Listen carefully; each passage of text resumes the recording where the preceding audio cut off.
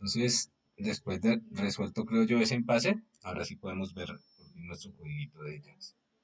Ahora sí, es este. Es que no lo había tirado. Ahora sí. Entonces, así se veía nuestro token, ¿cierto? Entonces sacamos numeritos y sacamos operaciones, nuestros tokens. Ahora tenemos tokens. El token va a ser numerito y vamos a también procesar algunos de estos símbolos de acá. Pero realmente lo que veo que quiero que vean es esto, es que esta es mucho más sencilla que la anterior. Eh, Este sería por donde arranca el símbolo inicial de nuestra gramática. Entonces nuestra gramática es una expresión.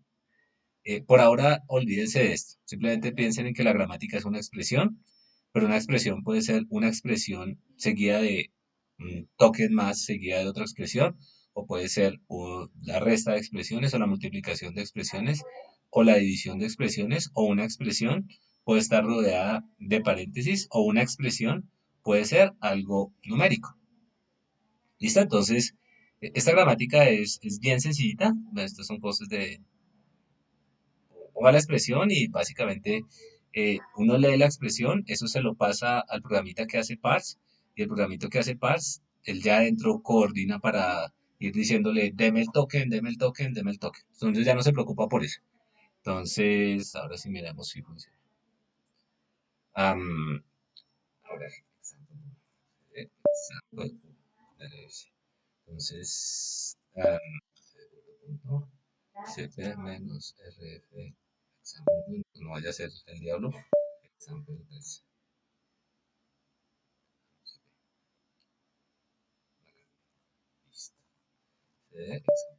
Listo. Entonces, ahora sí, quitemos todos los puntos es, quitemos todos los puntos h's, ¿cierto? ¿Y qué nos quedan por ahí? Ahora sí nos quedaron las dos, ¿cierto? Y quitemos el ejecutable que teníamos acá. Entonces, como siempre, aquí tenemos nuestro analizador léxico. Toca construirlo, sin esto no podemos hacer correr nuestro programita y nuestro programita en Bison. Ah, Bison. En Bison. Listo. Entonces, es el mismo que teníamos allá. Ya sabemos qué hace nuestra gramática. Es este, ¿no? Entonces, arrancamos. ¿Qué tenemos que hacer para compilar el primero? Flex, expression.l. ¿Listo? Entonces, él nos generaba este punto C y ustedes ya saben cómo opera eso. ¿Listo? Toca tener cuidado con los nombres de esto. Después le decimos Bison menos d xprl.y. Entonces, aquí esto lo hago para que me genere este punto H.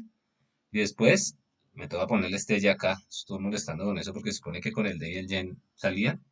Pero ahí me generan otros archivitos que necesito para la construcción. Este y.tab.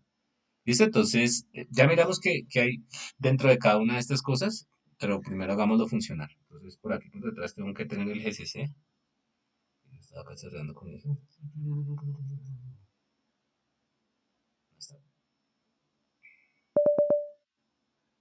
¿Dónde está el GCC?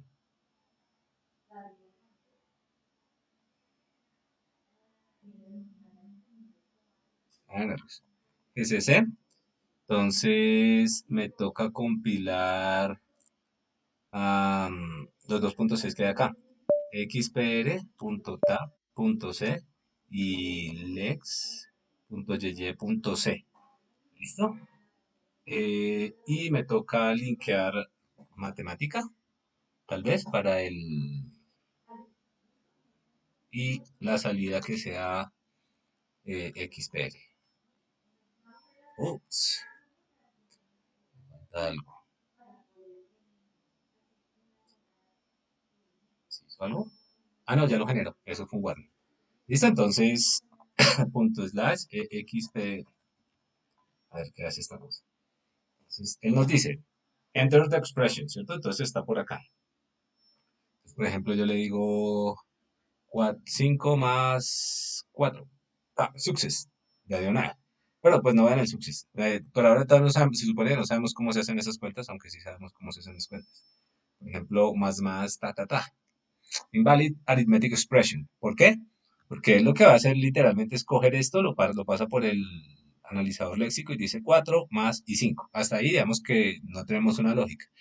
Eh, Después lo que él hace es coge esta gramática de acá y la convierte a una maquinita de estados. Ahorita de hecho les puedo mostrar la maquinita de estados que hay detrás de este analizador léxico. Y empieza a hacer el algoritmo de parse, que no lo dije ahorita, pero está en el último video. Algo parecido al algoritmo de parse, no es ese necesariamente. En el algoritmo lo que uno va haciendo es simplemente consultar las tablas, las últimas tablas que le mostré en la presentación que le dicen qué acción tomara uno, eh, y va saltando entre esas tablas. Eso es esencialmente lo que hace. Pero es bien bonito porque, ahora sí les puedo explicar este pedacito, porque simplemente lo que uno dice es, cada que se cumpla esta producción, cada que esta producción se dé, yo le puedo asignar una lógica. Este es porcentaje uno, porcentaje 3, pues serían los valores que eventualmente se les daría, se le están dando a las variables de entrada, y con eso yo puedo construir algo que es muchísimo más sencillo para la evaluación, ¿no? Entonces, por ejemplo, yo puedo considerar 6 más 8. Pero se escucha entrecortado. ¿Sí? Cambio. ¿Se escucha mucho ahí o ahí mejor? Ya, mejor. Es que ahorita creo que se está escuchando entrecortado. Ah, O yo escuchaba entrecortado. debe ser, es cierto. Entonces, ahí ya se escucha mejor. ¿Pero sí entendieron esto que estamos haciendo o no? O desde hace rato se escucha entrecortado. No, se escucha entrecortado hace como 5 minuticos por ahí. Ah, ok. Pero bueno, entonces simplemente para recopilar, para recapitular, aquí tenemos nuestro parse de toda la vida y aquí esto es lo nuevo. ¿Qué ponemos acá? Ponemos las reglas de las gramáticas que queramos implementar y aparte de eso le podemos poner una lógica. Y claro, cuando le ponemos lógica es como en el otro lado, también le podríamos poner lógica y esa lógica se la podemos asociar ya a la ejecución de un programa. Entonces, aquí en nuestros ejemplitos, por ejemplo, esto es una expresión inválida. ¿Por qué? Porque no cumple con las reglas de parse, de hecho, ni siquiera las cumple.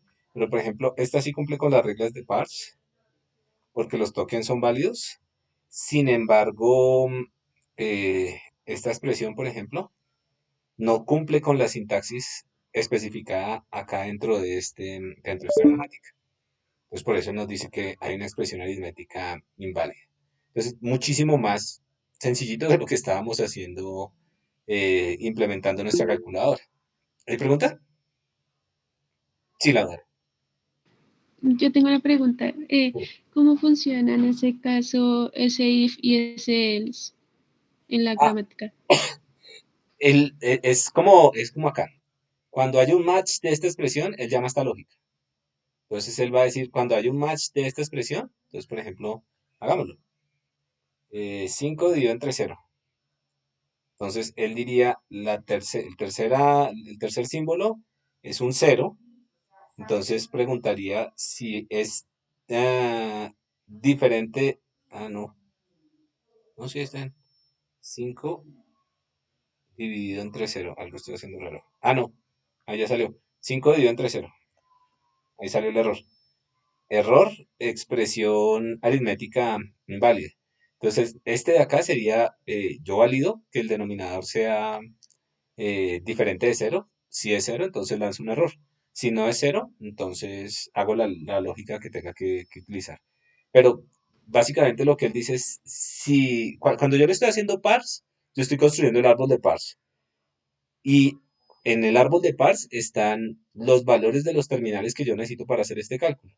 Entonces, la lógica que él dice es, bueno, si yo, mientras yo voy haciendo parse, voy a ir construyendo el árbol. em, y cuando tenga estas ramitas del árbol, yo necesito llamar a esta lógica. ¿Listo? Y una pregunta, ¿ese Dime. pesos 3 se refiere a la tercera Sí, expresión o al tercer carácter en general? al tercer token. Al tercer token. Ah, ok. O Sí. sea, digamos, si el token es 18, coge completamente el 18 y no solo el 1, por ejemplo. 6 dividido entre 18 hace cero. Bueno, no sé, 72 dividido entre 18, porque es la división entera. Ok. 4. ¿Pero por qué funciona esto así? Y eso es lo chévere, ahí tocaste el punto interesante. Porque antes hicimos un parse y el parse se pilla grupitos de caracteres que estén que sean del 0 el 1 hasta el 9 más de uno, ¿cierto? Entonces todos estos grupitos están junticos, entonces todo esto sería un solo token. Ya en el Ah, futuro, ok. O pues sea, sí, se refiere al tercer token. al tercer token, sí. Ahí uno piensa Ah, en ok. términos de tokens. ¿Listo? Esa pregunta está chévere. Y claro, escribir esto es muchísimo más sencillo que ponerse a hacer la calculadora que les había pedido en algún momento. Aunque ahorita vamos a ver una calculadora también. Entonces ya uno puede hacer cositas sofisticadas acá. De hecho, ya con esto uno puede hacer traductores y cosas de esas. Ok. ¿Más preguntas? De nuevo, simplemente para recalcar, tenemos que construir siempre nuestro escáner para que, como decía Laura, sepamos cuáles son los tokens que eventualmente van a alimentar nuestro proceso de parsing. Tenemos que especificar nuestras reglas de parse. Se las mandamos a Bison, se las mandamos a Flex. Y ahora sí miremos los programitas si quieren por dentro. Él nos genera estas dos cosas que son las fundamentales. Este punto C que es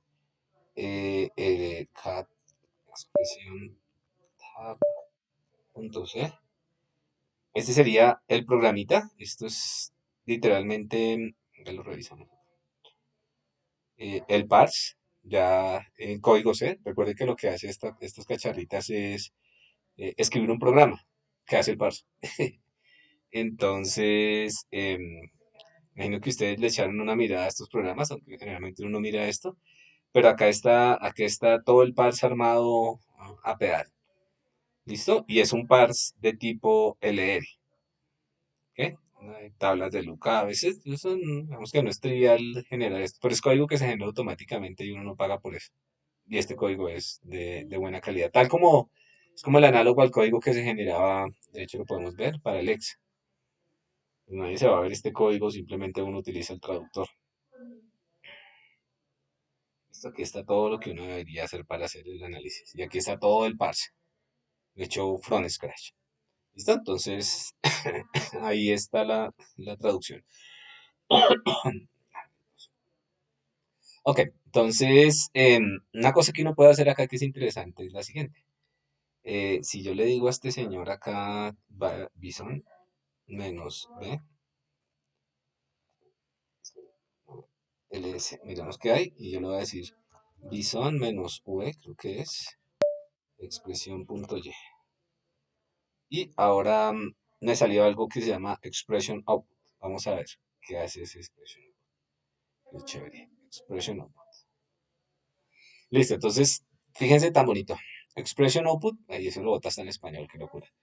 Él tiene un estado que es el estado cero, que es el estado de aceptación. Bueno, un estado cero que es el de aceptación, un estado uno que por dentro solamente va a tener el- la expresión eh, y tiene esto acá. ¿Listo? Entonces, estas son las reglas que eventualmente aplicarían para un programa. ¿Te acuerdas que ahorita hablábamos de que ese autómata LL0 es muy bacano porque le dice a uno cuáles son todos los posibles estados donde podría estar el parse? Mírenlo acá y él lo genera automáticamente. Dice, inicialmente ustedes podrían estar en cualquiera de estas reglas podría aplicar. ¿Listo? Eh, aquí están los saltos donde aparecen, bueno, aquí tenemos las dos acciones conceptualmente. Las acciones de Go y lo que estaba en Actions. No voy a entrar en esto, pero digamos que aquí está el detalle del grafo que está modelando por detrás la gramática. Entonces tenemos todos los estados, tenemos todos los ítems, sabemos qué tenemos que hacer si encontramos qué cosa. Entonces, por ejemplo, si encontramos acá este símbolo de acá, él reduce utilizando la regla 7. Y este es un detalle, digamos, muy bonito de cómo realmente está funcionando la gramática. Y esto es lo que realmente va a hacer el parse. Ir saltando de acá a acá y cuando él vea un terminal o un no terminal, va haciendo estas cosas. Entonces, si encuentra un no terminal expresión, salta al estado 5. Si está en el estado 3 se desplaza al estado 6. ¿Sí ven? Es bien bonito porque está, o sea, si uno se puede poner y dibujar básicamente y reconstruir qué es lo que está haciendo el autómata que está modelando el parse. Y realmente adentro, ese código que estábamos viendo, conceptualmente lo que está haciendo es saltando entre estos estados. ¿Sí ven el puntico del cual hablamos? Este punto estaría indicando que él está en el estado 5 y que el parse ya procesó, por ejemplo, para esta regla experimento, va acá y lo siguiente que esperaría para poder usar esta regla de acá es un más. De hecho, si él observa un más, él va a desplazarse al estado 8. Desplazar es el shift, ¿no? Él se desplaza y después hace un go to al estado 8. Para ser más formales es lo que hace. Entonces desplazarse sería, se come este más de acá y después se va al estado 8. Entonces, por ejemplo, si tuviese aquí, como acá, que tenía la sumita, entonces la expresión, y tenía 5 más 3, 5 más 6. Entonces, mientras él va haciendo par, seguramente en algún momento llegó por acá. Entonces leyó este más, se desplazó en la entrada, literalmente se comió a este señor de acá y se movió al estado 8. Entonces, simplemente vamos a ver qué en el estado 8. En el estado 8, eh, eh, él podría, si él tiene un número, se desplaza al estado, si él observa un número, se desplaza y se va al estado 1. Si observa un paréntesis cerrado, abierto, se desplaza y se va al estado 2. Y si lo que hay es una reducción por expresión, se va al estado 13. Entonces es bien curioso ver esto porque es como lo que estábamos haciendo antes era como muy conceptual, pero acá el por dentro realmente construye estas tablas y esto es simplemente una manera más entendible de leer las tablas de GoTo y las tablas de acciones. Por eso les decía que para leer esto era importante por lo menos tener una idea de qué significaba desplazar a irse entre estados. Entonces uno puede, de hecho, coger esto de acá y ver entre qué estados está saltando y a medida que bueno, ¿qué está haciendo realmente el parse en diferentes estados a medida que va procesando esto de acá? Que me parece chévere, me parece bonito para entender bien qué es lo que está pasando por debajo.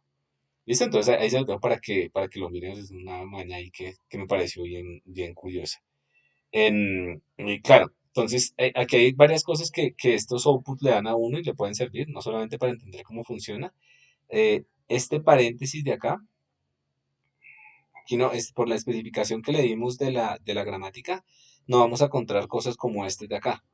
Esto de acá está indicando que puede haber un conflicto entre shift and reduce, y hay que tratarlo con cuidado. La otra cosa es que, eso se lo tienen que revisar bien, no lo alcancé a revisar bien, pero se supone que cuando uno revisa esta salida de acá, uno también puede saber si la gramática es ambigua. Entonces, revisar estos logs, estos logs como de estructura de la gramática es importante para saber cuáles son las propiedades de su gramática. ¿Ok? Em, lo prometido es deuda, digamos, así construiríamos algo conceptualmente que nos permita validar. Entonces, si queremos validar, si por ejemplo un programa está escrito en una página, está bien escrita en HTML, entonces lo que podemos hacer es aquí ponemos la gramática del HTML y hacemos un programita similar a este. Cuando no se cumple esa gramática, pues le podemos decir a la persona, de hecho, que no se cumple esa gramática.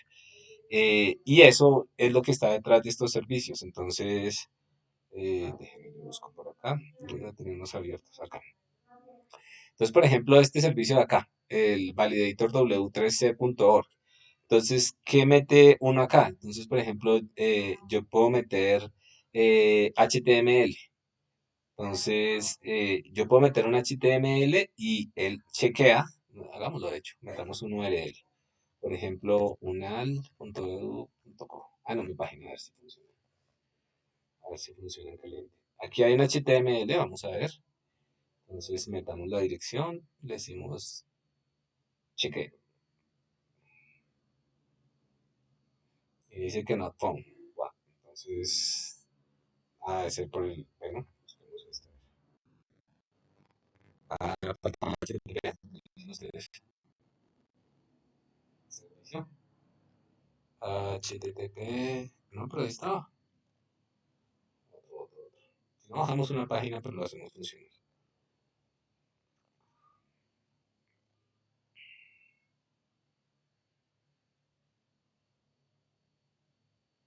Server encounter an error and cannot complete your request. Wow, eso está bien.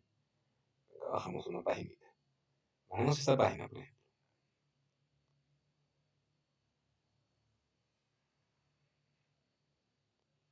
Y verifiquemos si la cosa funciona o no. Ah, yo tenía esto. Vamos. Ok.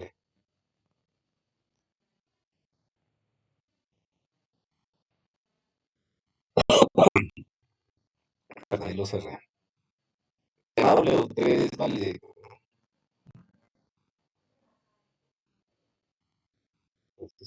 Este validation service.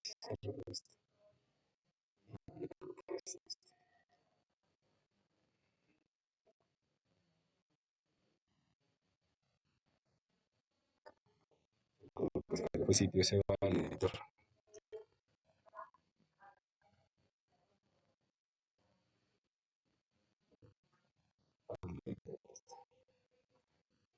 Esto está súper lento.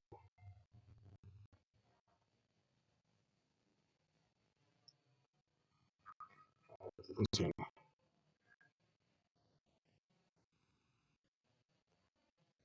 ¿Alguien lo hizo funcionar? Busque validator.w3.org. Si me pueden ayudar ahí.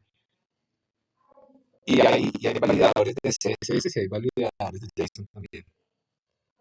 Entonces,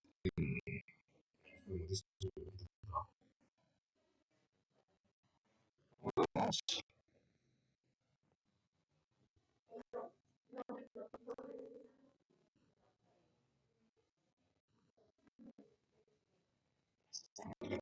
Necesito una página.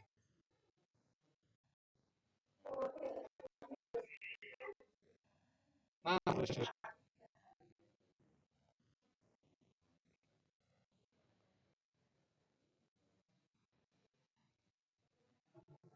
Sí,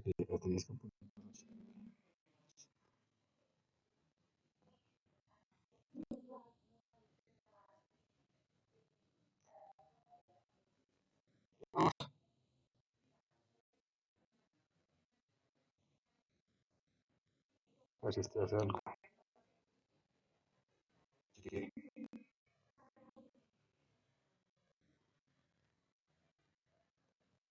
Está haciendo algo. No sé qué está haciendo, pero ya está haciendo algo. Bueno, de estas charritas. Lo dicen, ¿no? Chequea la validación del lenguaje de marcado, tipo HTML, eh, pues para que le sirva a uno a veces. Si ustedes están, por ejemplo, escribiendo código y quieren garantizar que su código cumpla con el estándar, que, por ejemplo, están escribiendo código multiplataforma y es código HTML que tiene que desplegarse en browsers de distintos sabores, de distintos proveedores, es buena idea pasar el código una casara como esta para validar que lo que están haciendo sí funciona antes de ponerse a desplegarlo, ¿no? Entonces, la práctica lo sabes es que uno instala los 10.000 browsers, cosas, pero digamos que lo que uno debería hacer por lo menos en principio es verificar si se cumple o no con el código, eh, si el código cumple o no con la sintaxis del lenguaje. No he hecho nada ahí como interesante. Ok. Hay otro que después de validar, es un validador de JSON, entonces la validad es la misma, el código de JSON y pues verifica si el JSON está bien marcado, en la estructura correcta o no, y para CSS.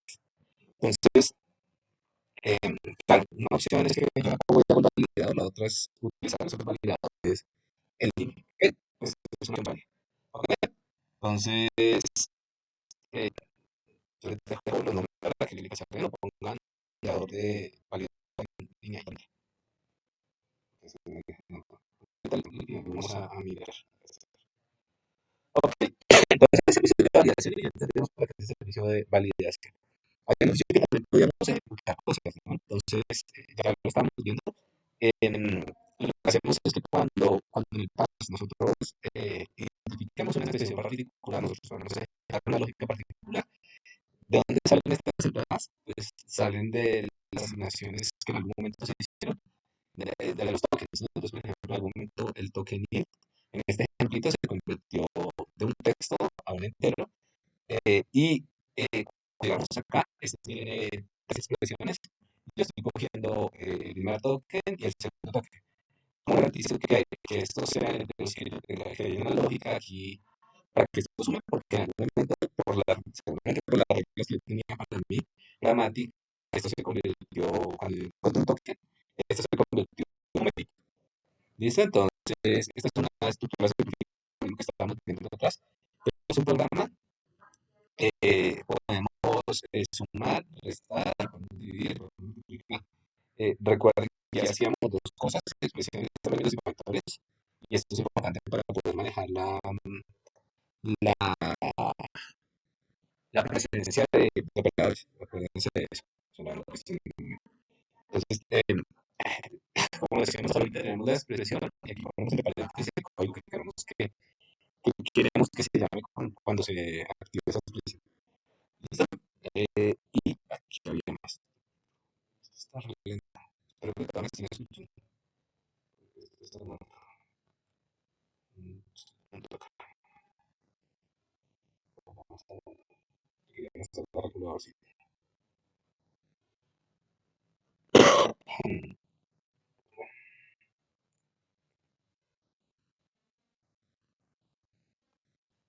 Ay, Dios. Un segundo que había un poquito más que quería mostrarles el otro ejemplo, que es la calculadora. Entonces, simplemente adelantando la calculadora, pues igual que el otro lado tiene un validador que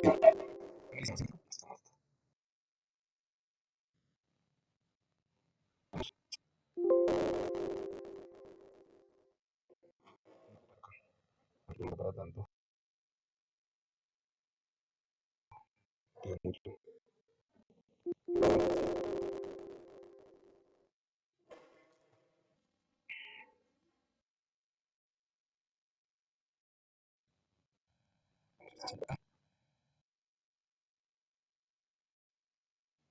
¿Me están escuchando?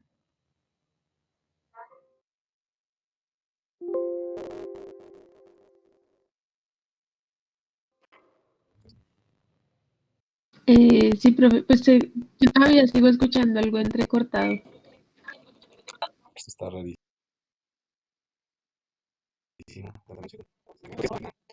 Virtual que está cogiendo ahí. Listo, entonces, ¿cuál es la idea? La idea es que vamos a dejar una tareita sencilla con Bison, para que hagan algunas de las cosas que ya habían hecho antes y ya van a servir directamente con Bison. La idea es que hagan traducción. Entonces, digamos que básicamente ya con Bison uno puede hacer las cosas que uno quería, que habíamos dicho que podemos hacer al principio. Por ejemplo, verificar su programa cumple o no con un lenguaje. Puede hacer cosas bastante chéveres como traducir de un lenguaje a otro. Puede hacer inclusive programas que ejecuten cosas. Y ahí es básicamente ya qué tan creativo quiera ponerse uno. ¿Listo? Entonces, yo creería que esa todavía que les puedo dejar, algo que no les complique tanto. Ese podría ser como la última entrega. Entonces les recomiendo que vayan, como siempre, instalan, mirando a disfrutar de subirlo entre hoy y mañana. Nada, necesariamente nada complicado, si quieren lo quieren ver individualmente. Algo sencillo como para que puedan cacharrear con el Bison. Entonces, ¿qué nos queda? De aquí para adelante, digamos, ya una vez uno tiene el árbol, ahí toca construir lo que se llama el árbol de sintaxis. Si uno quiere hacer ya un parse mucho más elaborado, y vamos a ver algo de introducción a manejo de tipos de datos, ¿no?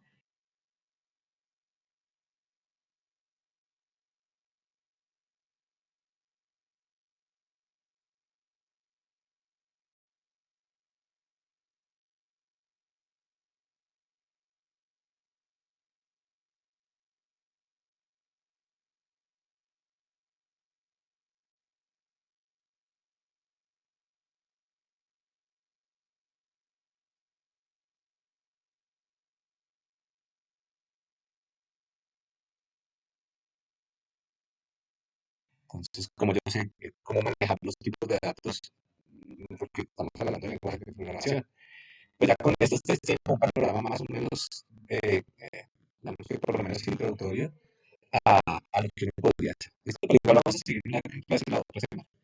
Preguntas de esto, ¿la escuchan mejor? Sí, sí, los ejemplos, por favor, profe. Listo, en la garganta. Entonces, listo, pues dejémoslo por acá y seguimos la siguiente clase. Les recomiendo que vean, antes de sentarse a empezar con Python y estas cosas, que se vean los dos últimos videos que serían la sección de fácil LM en el libro. Porque, digamos, lo pueden hacer sin eso, pero no es chévere hacerlo con eso porque no entiende qué está haciendo. ¿Ok? Preguntas. Dime, sí. En los videos falta por subir el de la clase del 18 de enero. Hace el 18 de enero. Y ese sí lo tuvimos que Profe, haber grabado otra cosa.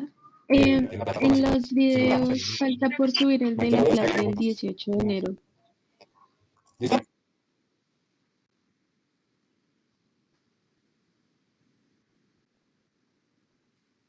Sí, yo creo que sí.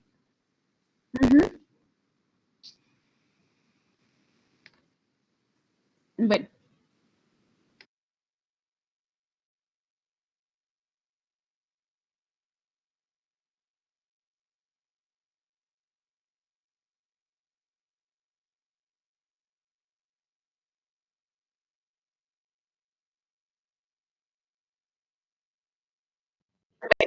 Entonces, yo les trato de dejar el tallercito lo más pronto posible. Yo creo que lo más fácil es que lo entreguen individualmente. Básicamente es implementar alguna cosa de supervisor, no tan complicada.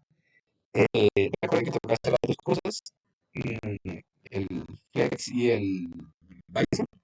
Y de pronto les pido que revisen algunas cosas, el código que le genera y ya, pues está lentísimo. Y ahorita les subo y edito videos y les doy feedback de referencia también. ¿Listo? Creo. Esto se me quedó, ¿no? Bueno, entonces que estén muy bien. Gracias.